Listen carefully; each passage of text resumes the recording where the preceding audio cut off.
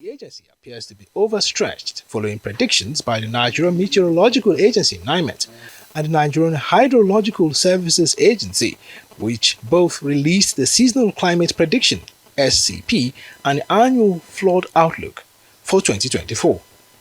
The predictions informed that in April, May and June, 25 states and 72 local government areas are within flood high-risk areas, indicating heightened vulnerability to flooding. This vulnerability is said to persist into subsequent months of July to September, with 33 states and 135 local government areas identified as high-risk areas, while the period between October and November has 19 states and 44 local government areas. At a National Emergency Coordination Forum meeting in Abuja, stakeholders discussed the various implications of the two predictions. The Director General of Nema says states should be prepared for the task ahead and provide residential areas for internally displaced persons. The purpose of this meeting is for us to be able to coordinate on all levels. And this is based on the reports that we have received from both NISA and NIMET for the climate-related disasters that we're expecting in 2024. The Director General of Nigerian Hydrological Services Agency explains why the predictions should not be treated with kid gloves.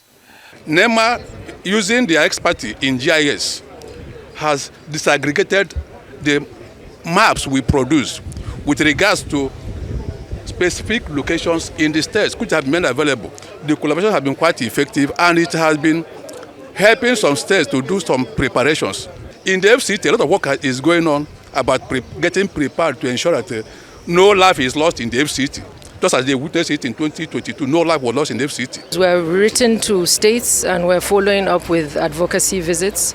We've sent maps to each and every state, flood maps, for them to be aware of what is going to occur, the predictions as we have received from NISA.